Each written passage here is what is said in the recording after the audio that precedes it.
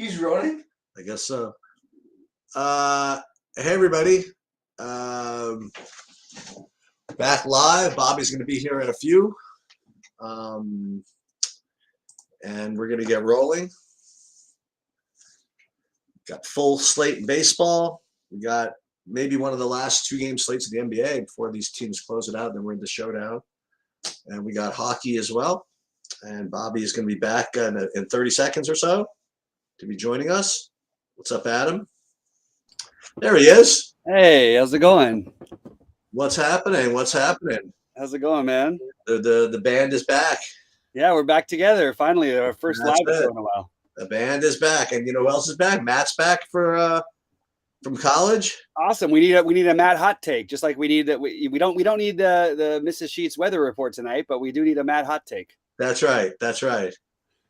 Nick wants to talk some hoops. We're gonna we'll get to some hoops. I got some thoughts. I did post what I'm taking in the games, and I actually feel pretty good about my bets on tonight. Been a good postseason, even with the time off here. I was able to watch a lot of the games. Some really good playoff basketball and a lot of good series going on.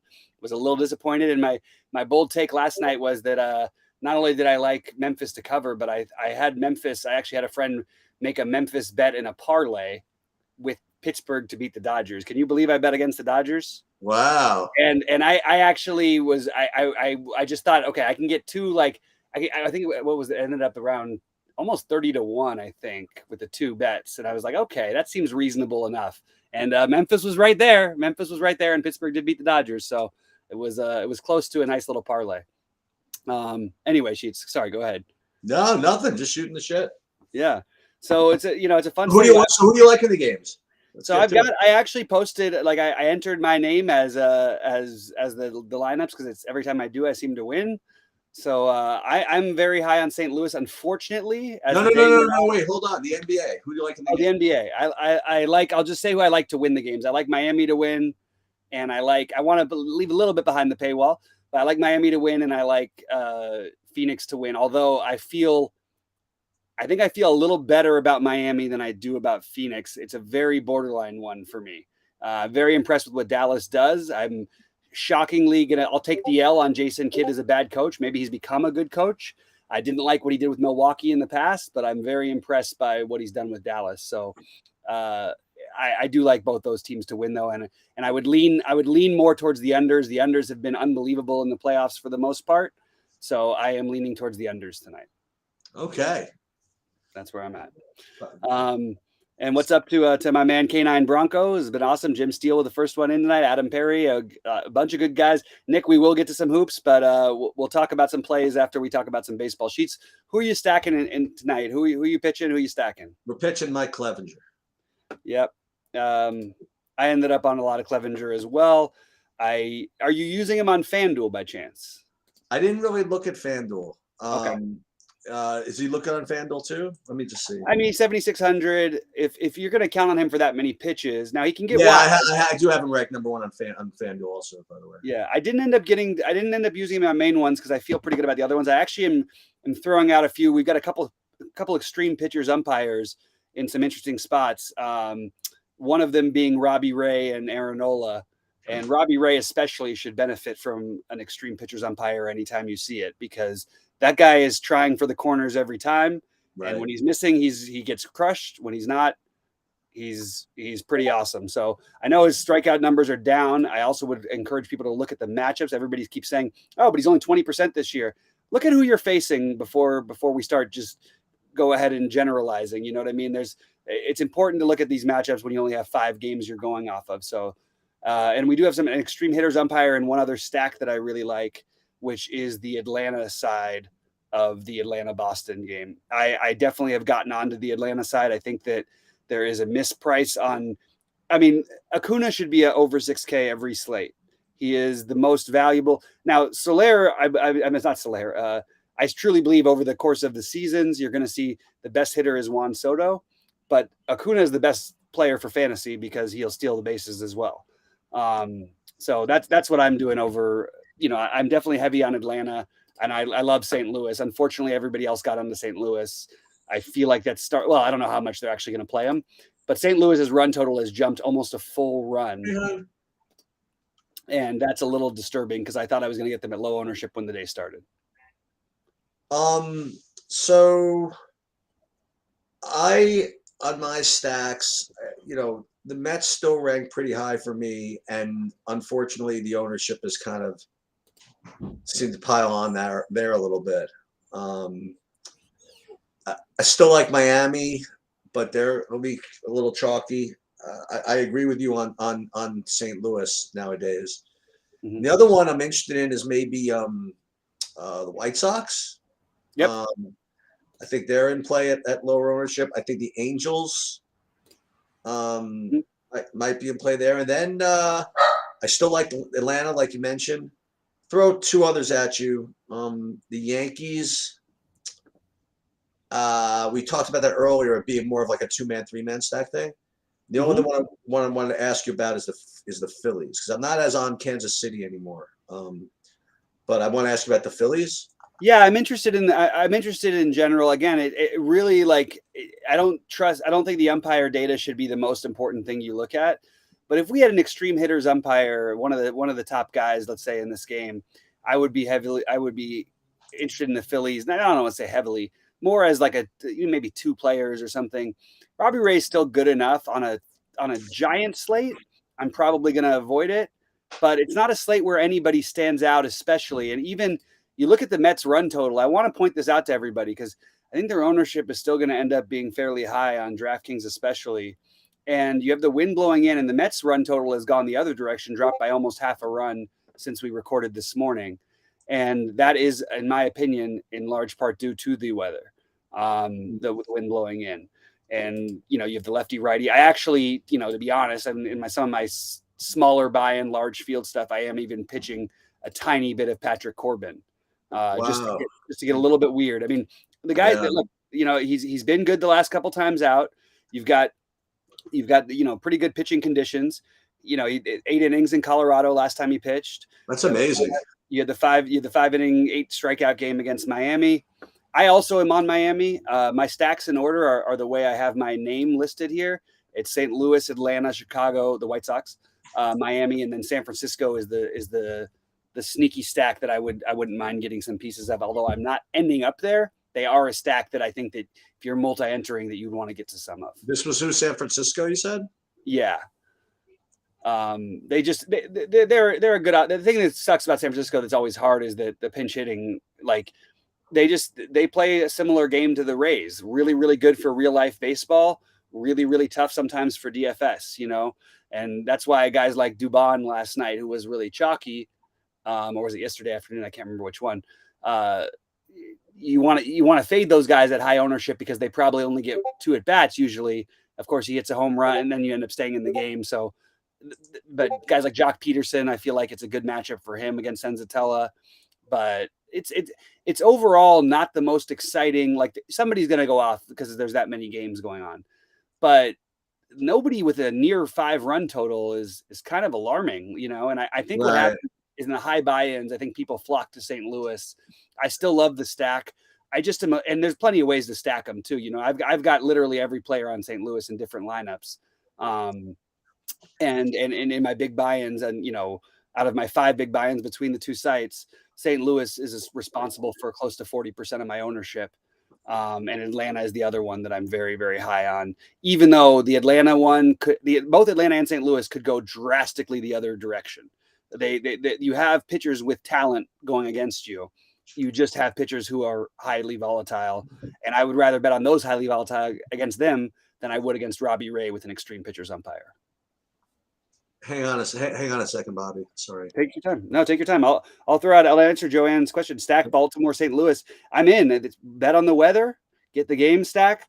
And, we no longer have Wainwright, so maybe people were off. You get the cheapos on Baltimore. You get the expensive guys on, and the cheap guys too, in some cases, on St. Louis. And I think that's a nice little stack you can make over there.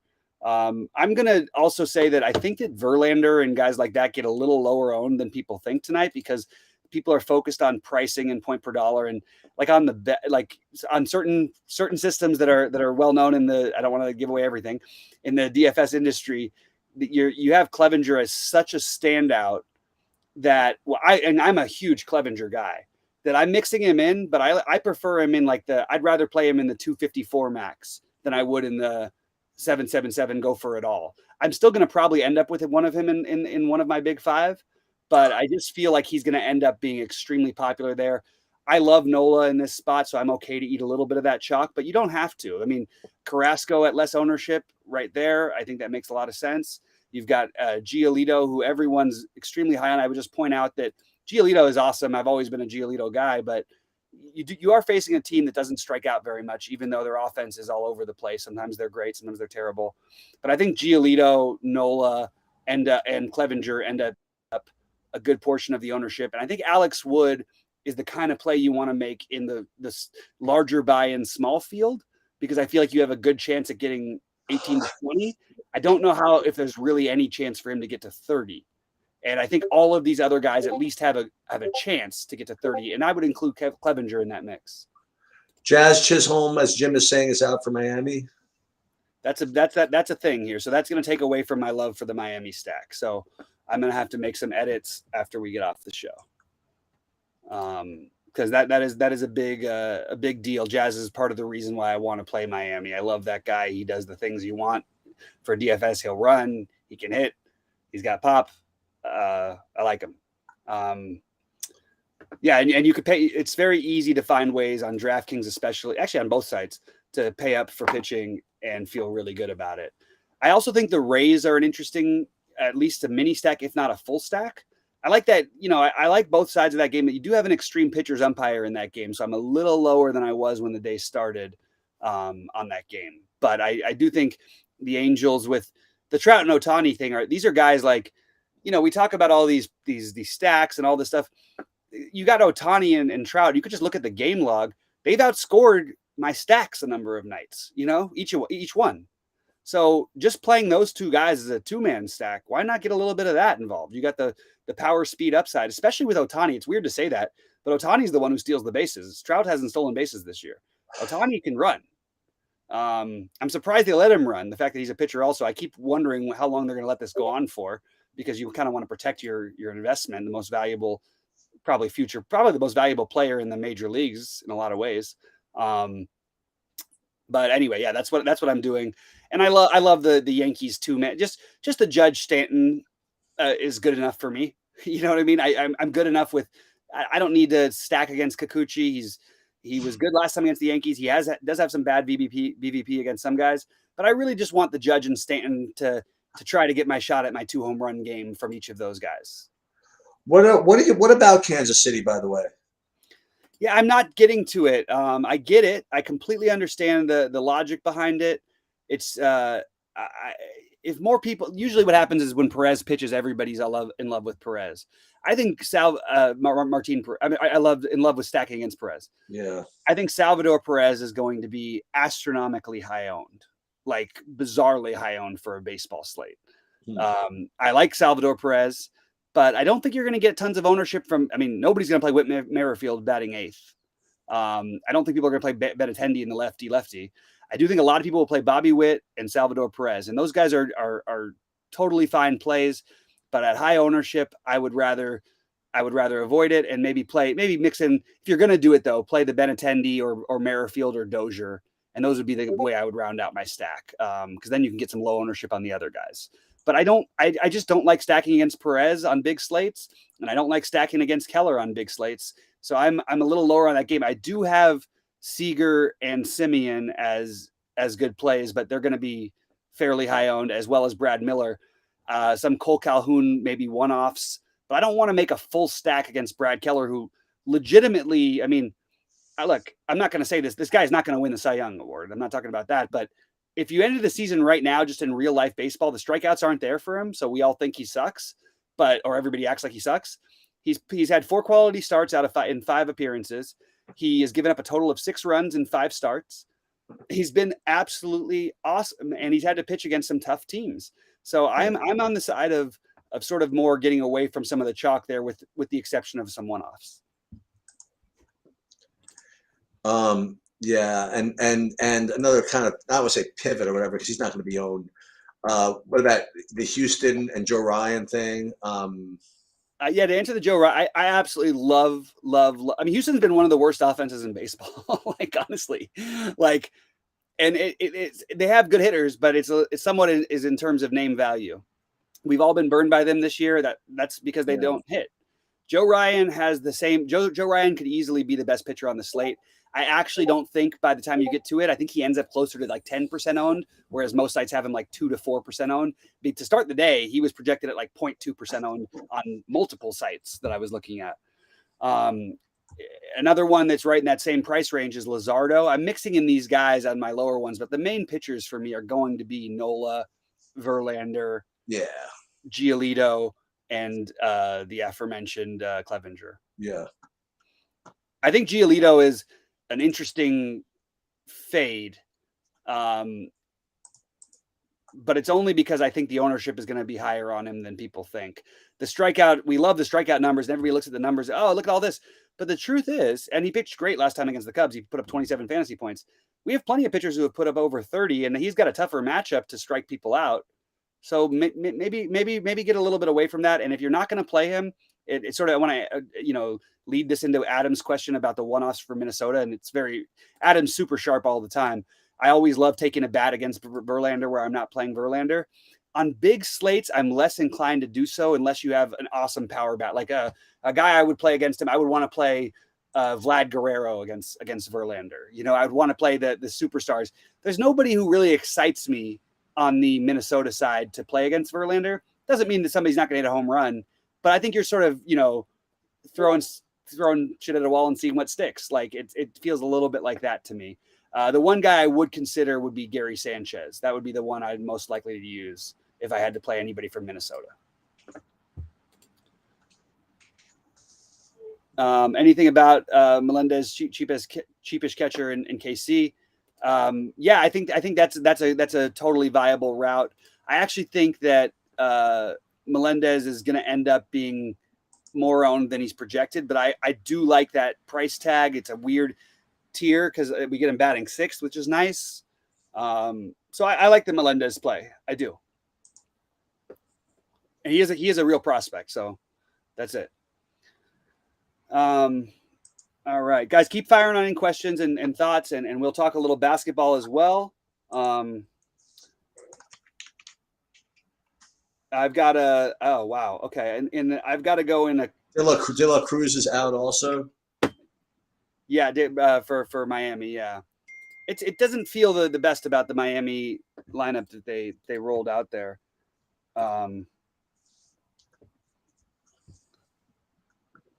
Let's see. I'm taking a quick look. I'm going to have to get these calls in just a minute. Okay. Unfortunately, this is a fairly important thing. But I would. Should I real quickly go through my basketball stuff before we? It's going to be a night of a little bit of speculation in the NBA because you're going to want to pay for like. You look at it and even as he struggles, Luka's putting up 55, 58, whatever a game. They're going to need him tonight. I really like the idea of trying to force him in. Now you're going to have to make some uncomfortable decisions to do that. I also really like Jimmy Butler, and to play those two guys, you're already eating up a lot of your salary.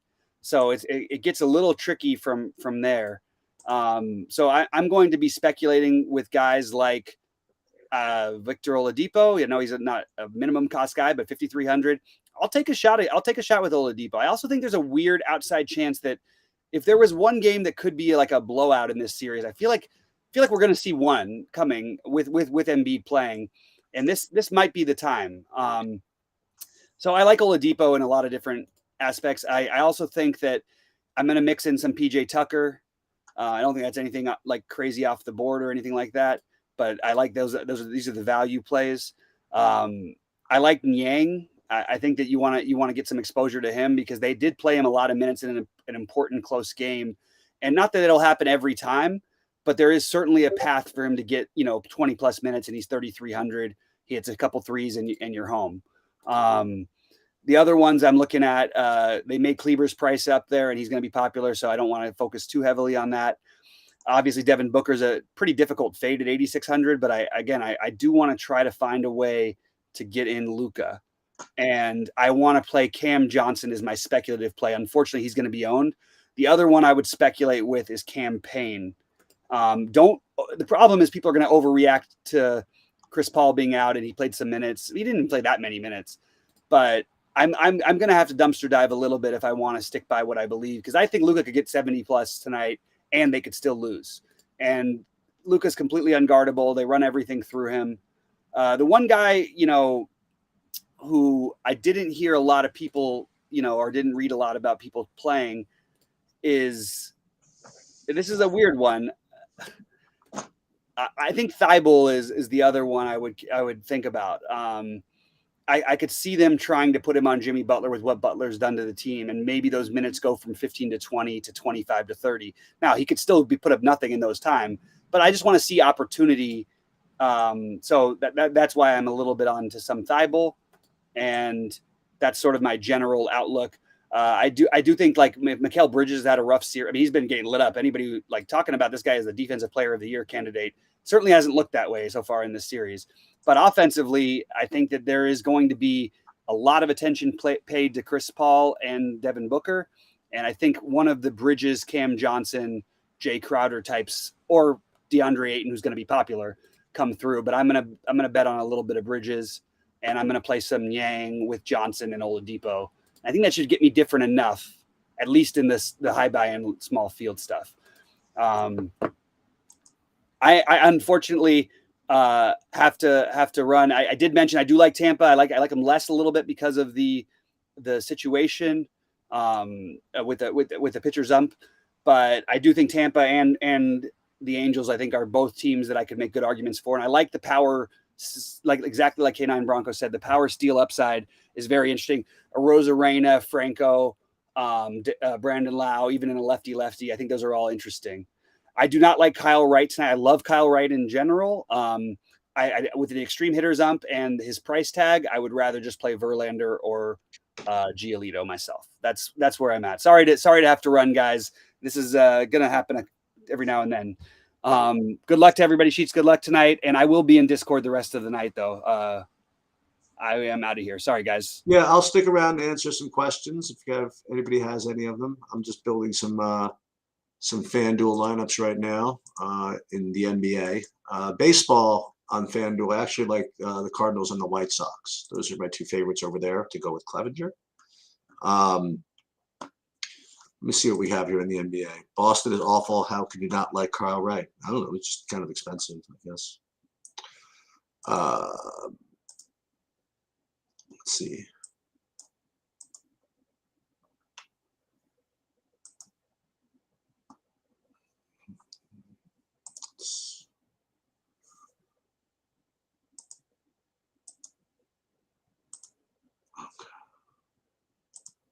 All right, so I'm good with the NBA. I did update the hockey projections today. Those are up, and I'm getting my main exposure is actually going to be to Edmonton tonight. If anybody cares about that.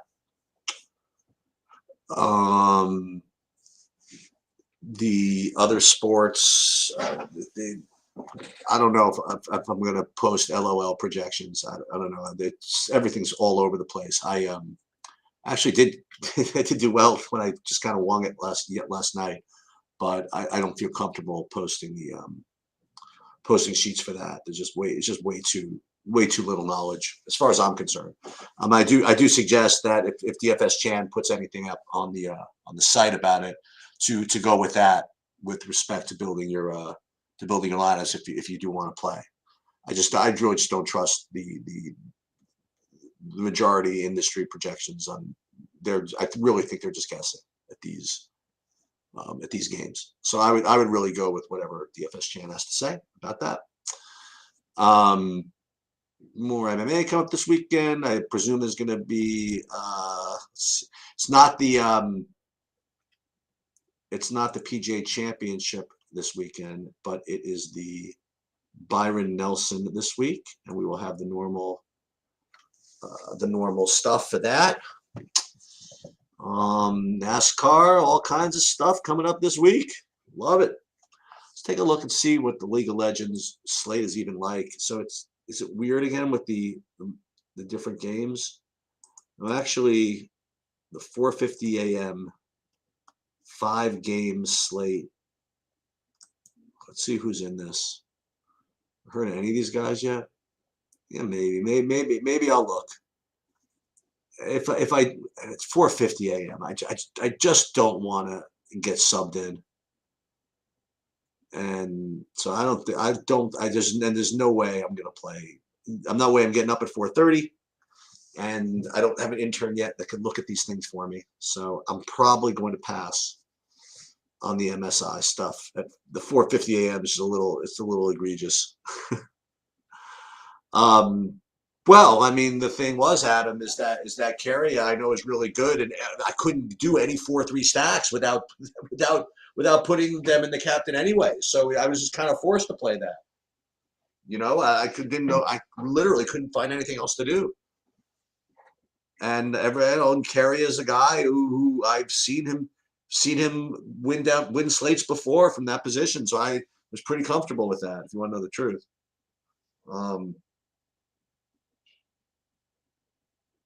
Yeah, so hopefully Chan leads us into some good direction for that.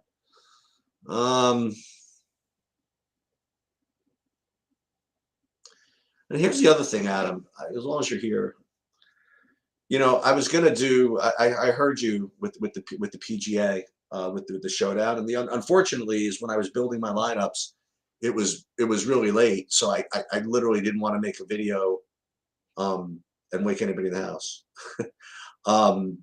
But something to think about, because one of the things that you mentioned was I just didn't know quite how to respond to it. So I build them the showdown lineups in golf really the same way I build the showdown lineups in anything. You know what I mean? I put my projections up, I roll with it, and I just make sure I'm just not too highly owned anywhere, and just kind of go with it. And I'll do salary, make sure you're not maxing out your salary, and the same as usual. And because you had mentioned that well, how do you deal with not having instinctive lineups? I don't know what you're expecting from a showdown slate. I mean, what showdown golf? I mean, I hope you realize like how wildly variant that is. I mean, how wildly variant. So I don't know what's intuitive. I mean, like you have a birdie worth 5. Think about this. You have everybody has 18 holes, and that's it. Okay. And a birdie is worth 5. And if you get a birdie when someone else doesn't, you leap past them so quickly. And to get a birdie is just like one shot, and each player has the same 18 holes, and the swings are just so wild that I couldn't imagine what an intuitive lineup would even mean, Look, I mean, the guys that are in the top 20, you get a couple of points to start off with, but you know how quickly that disappears. So for me, and that's why you look at all the projections, they're all so close because it's golf, man, and it's golf with 18 holes, and anything can happen. So I wouldn't even know what an instinctive lineup would look like. I mean, I would just make sure that you just have freaking insanely low ownership across the board, So yeah, that's what I would just literally assume that's all factored into the projection.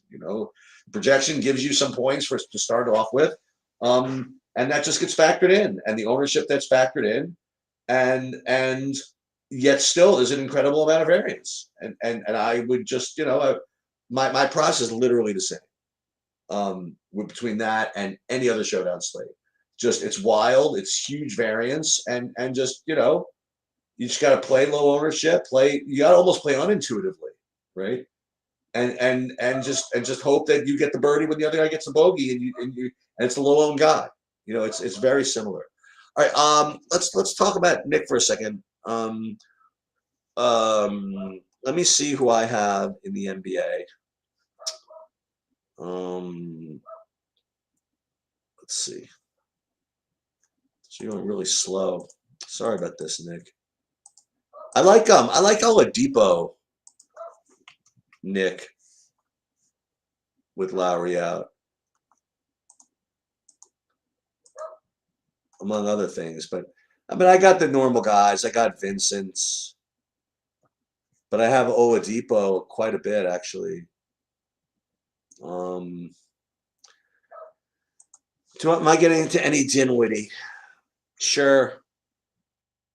Yeah, I am. That's best I could. That's best I could say. I am. I have a bunch of him. I have like 40% Dinwiddie actually. So yeah, to answer your question. But as I said, I mean, showdown slate. It's just. I would say it's ridiculous because look, it pays a lot. But my process for showdown golf is literally no different than for any other sport. Start with the projections. Don't max out your salary. Try to get low ownership as much as possible. Try to do things that are unintuitive. You know what I mean? That other people are not going to do. The thing is, what's cool about golf as opposed to say football is that you can screw yourself by like doing stuff that like just to be different that has no chance. Like playing, I use this as an example, like playing two quarterbacks from the same team, which you're never going to do, obviously. But playing, say, I don't know, 3 running backs from the same team. And the projections might get you there, but you just know you don't want to do that. So but the thing with golf is there's nothing really that you can go wrong with. You know, you can't say, "Wow, I'm playing 2 Irishmen." Like I'm playing 2 guys from the same tee box. I mean, it's just six golfers. You know, it's just 6 golfers. Nobody correlates. I don't think. I mean, you could talk about waves and who's going with the wind or whatever. I don't know. I just feel you just get different play projections that are close enough to, you know, you have 2 guys, you're between 2 guys, and one guy is kind of like less known than the other one. In the end, probably play the less known guy, I suppose. So I mean, Adam, think about this. I mean, if everybody's playing those guys that are in the top positions, I mean, they're going to be too high owned. I mean, like, you know, it's like it's not like you can't beat them.